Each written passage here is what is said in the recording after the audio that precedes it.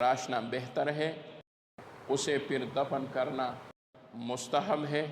غسل خانے اور ناپاک جگہوں میں ڈالنا مکروہ ہے،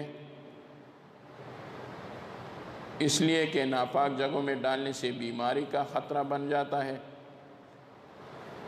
ناخن کے تراشے کو ادھر ادھر نہ کر دے تاکہ اس سے کوئی جادو نہ کر سکے۔ بالوں کو بھی محفوظ رکھے تاکہ کوئی جادو نہ کرے، اور اگر جادو کرے یا نہ کرے آپ کو وسوسہ پیدا نہ ہو جائے۔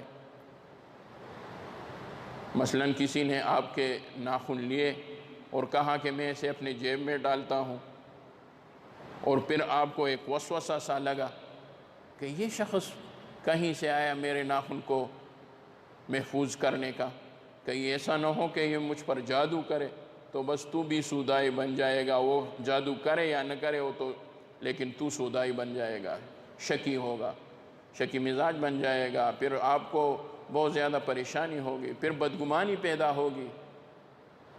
اس لیے خدام کے علاوہ خدام بھی جو بااعتماد ہو، کسی اور کو یہ چیزیں حوالہ کر دینا ٹھیک نہیں ہے۔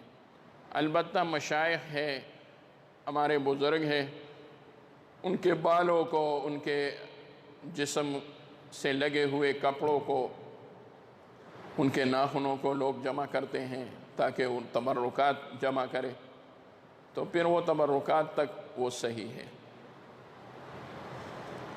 لیکن یہ ہر کسی کے لیے نہیں ہونا چاہیے۔ مطلب یہ ہے کہ ہر جگہ اپنے بال اور اپنے ناخن کو وہ ڈالنا ٹھیک نہیں ہے۔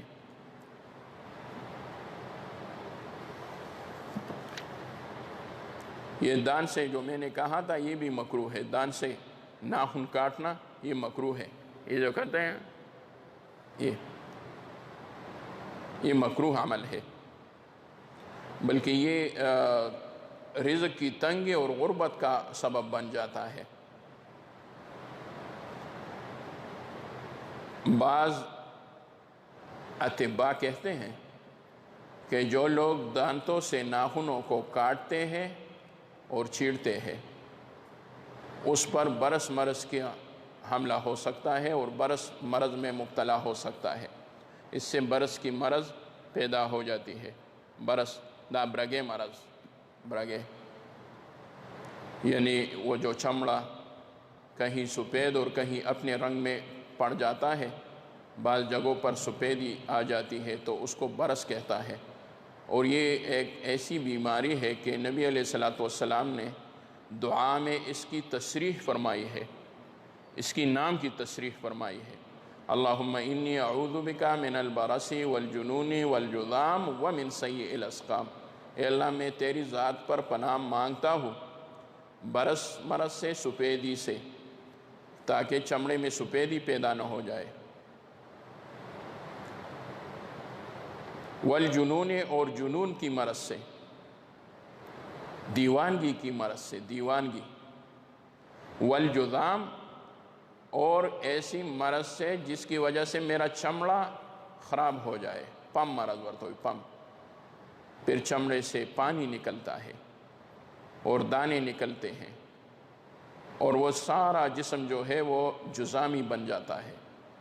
اور جذامی سے نبی علیہ السلام نے اعراض فرمایا ہے جذامی کے ساتھ، فرمایا ہے کہ جذامی کے ساتھ کھانا مت کھایا کرو اور ان کے ساتھ صحبت مجلس اور اٹھنا بیٹھنا مت کرو، بلکہ یہاں تک فرمایا ہے نبی علیہ السلام نے کہ جذامی سے بھاگو اتنا جتنا کہ تو شیر سے بھاگتے ہو، شیر سے جتنا بھاگتے ہو اتنا جذامی سے بھاگو۔ تو اس بیماری میں جو یہ وبا پھیلی ہوئی ہے کرونا کا نام ہے، لیکن الحمدللہ کچھ اور نظر نہیں آتا، یہ صرف نام ہے۔ ایسا نام ہے کہ یہ کمپنی سے نام نکلا ہے اور گاڑی ابھی تک نہیں نکلا ہے، کرونا ہے یا کرولا ہے۔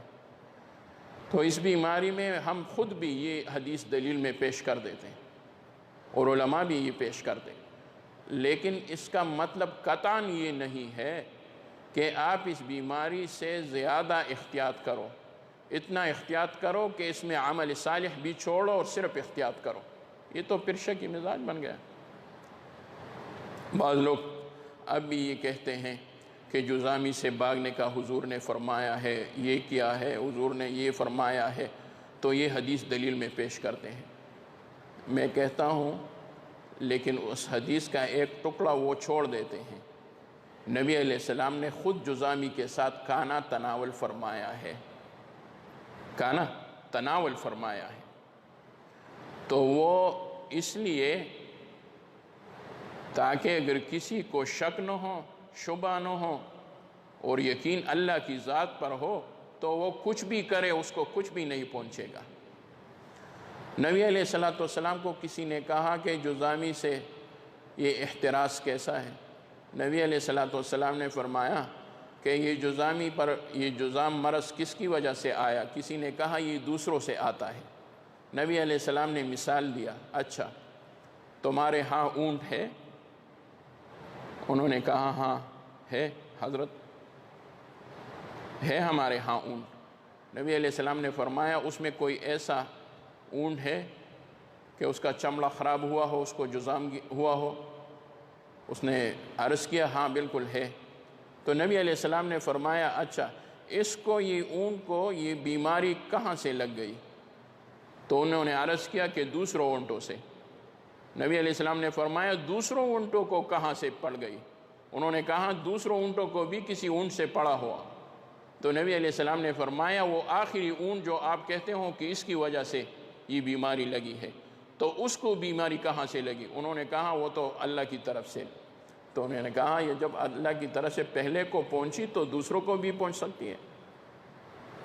یہاں بیماری بھی ہے، احتیاط ضروری ہے۔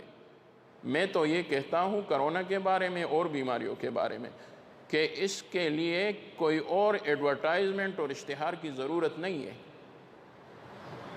جہاں یہ بیماری ہے ان لوگوں کو زیادہ احتیاط کرنی چاہیے،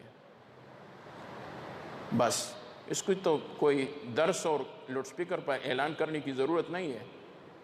صرف ایک آواز ہونی چاہیے کہ یہ بیماری آئی ہے، تو پھر لوگ خود بخود یہ احتیاط کرے گا۔ مثلا یہاں پر کوئی کہے خدا نخواستہ کہ باولا کتا ہے، لیونیس پہ کوئی کہے کہ باولا کتا آیا ہے، تو اس کے لیے کسی کو سبق اور درس کی ضرورت نہیں ہے کہ بھائی یہ باولا کتا جو ہے یہ بہت برا ہے، یہ ہے وہ ہے۔ وہ کہے گا کہ باولا کتا ہے تو میں گھر جاتا ہوں، بس گھر جائے گا۔ تو یہ بیماری بھی ایسی ہے، جہاں لگی ہے ان لوگوں کو احتیاط کرنی چاہیے، جہاں نہیں لگی ہے ان لوگوں کو اعمال کرنی چاہیے۔ سمجھے آپ؟ یعنی جہاں نہیں آئی ہے ان لوگوں کو اعمال کرنی چاہیے تاکہ یہاں نہ پہنچے۔ اور اعمال کی مثال ایسی ہے کہ جہاں پر باولا کتا نہ پہنچا ہو وہ لوگ اپنے گھر کے دروازے بند کریں تو ان کے ہاں یہ باولا کتا نہیں آئے گا۔ تو ہمارے ہاں الحمدللہ یہ بیماری نہیں آئی ہے، تو ہم اعمال کے ذریعے دفاع کریں گے، اللہ تعالی ہماری دفاع کرے گا۔ تو ہم اپنے گھروں کے دروازوں کو اعمال کے ذریعے بند کریں گے، اور انشاءاللہ یہ بیماری نہ ہماری مسجدوں میں آئے گی، نہ مدارس میں آئے گی، نہ بازاروں میں آئے گی، تب کہ ہم اعمال صالحہ کریں۔ لیکن لوگ اعمال صالحہ نہیں کرتے اور صرف کہتے ہیں کہ یہ کرو وہ کرو یہ کرو وہ کرو، اس سے کچھ نہیں ہوا۔ پتہ چلا یہ بیماری چل جاتی تو بھی اعمال صالحہ کی برکت سے ہوگی۔ اچھا، یہ رات میں ناخن کاٹنے میں کوئی قباحت نہیں ہے۔ بعض لوگ کہتے ہیں یہ نہیں ہونی چاہیے۔ ناخن خود بھی کاٹ سکتا ہے اور دوسروں سے بھی کٹوا سکتا ہے۔ یعنی اگر خود نہیں کٹوا سکتے یا کوئی استاذ کا ناخن کاٹے، شیخ کا ناخن کاٹے، تو یہ بری بات نہیں ہے، بلکہ یہ خدمت ہے۔ ہمارے ایک امیر صاحب ہے بنیر کے، بڑے امیر صاحب ہے، بڑا مدرسہ ہے، ریون کا شاخ ہے، وہاں پر دورہ موقوف علیہ بھی ہوتا ہے۔ میرے خیال میں 80، 90 یا 100 تک کنال میں وہ مدرسہ پڑا ہوا ہے، وہ اوپر والے بنیر میں۔ یہ پیر بابا سے تھوڑا نیچے ایک جگہ ہے، وہاں پر وہ مدرسہ ہے، جوڑ ہے میرے خیال میں یا کوئی اور نام ہے۔ تو وہ امیر صاحب کا ایک عجیب عادت ہے، اس کے پاس ناخن کاٹ ہوتا ہے، پہلے بھی ہوتا تھا، اور بزرگوں کے پاس جاتے ہیں اور ان کے ناخن کاٹتے ہیں۔ بس جب بیٹھتے ہیں مولانا فضل محمد صاحب رحمۃ اللہ علیہ، ابھی کوئی جو اور بزرگ مل جاتے ہیں تو بس ناخن کاٹ جو ہے وہ نکالتے ہیں اور ان کے ناخن کاٹتے ہیں، اور کہتا ہے مجھے بہت مزہ آتا ہے اس میں، اچھی طرح سے کاٹتے ہیں۔ تو دوسروں سے بھی کٹوا سکتے ہیں ناخن۔ میں ایک بات عرض کروں، بعض صوفی قسم کے لوگ ہوتے ہیں لیکن اس کے کوئی بس طریقہ نہیں ہے، خود بخود صوفی بن جاتا ہے۔ ان کے وہاں میں نے ایک بات دیکھی ہے، وہ کہتے ہیں جب ناخن کاٹ دیا جائے تو اس کے بعد وضو کرنی چاہیے۔ بس یہ ایک مسئلہ ہمارے ساتھ اعتکاف میں تھا، تو کئی ساتھیوں کو کہا یہ تم کیا کرتے ہو، وضو کیا ناخن کٹواتے ہو؟ انہوں نے کہا کیوں؟ وہ تو طالب علم تھے، انہوں نے کہا کہ پھر وضو کرنی چاہیے، یہ اس سے وضو ٹوٹ جاتی ہے۔ میں نے کہا اس سے وضو کہاں ٹوٹ جاتی ہے؟ یہ تو وضو ٹوٹنے کا اس میں کوئی، یہ تو موزہ نہیں ہے کہ موزہ نکل، اور نہیں اس پر ہم نے مسح کیا ہے، کوئی بات نہیں ہے اس میں، یہ ویسی ہی بات ہے۔ مجاہدین کو اجازت ہے اگر دارالحرب میں ہو، کفار سے جنگ کرتے ہو، جہاد میں مشغول ہو، ناخن بڑھانے کا، مونچھوں بڑھانے کا، داڑھی کو کالے کرنے کی ان کو اجازت ہے۔ باقی گھر میں بیٹھے بیٹھے کالی داڑھی یہ اچھی چیز نہیں ہے کہ داڑھی کو کالی کرے، سفیدی کو کالی کرے، یہ ٹھیک نہیں ہے۔ مونچھوں کا ویسا رکھنا جائز نہیں ہے، یہ اسلامی طریقہ نہیں ہے مونچھوں کا، اور لب کا کاٹنا اور تراشنا مسنون عمل ہے۔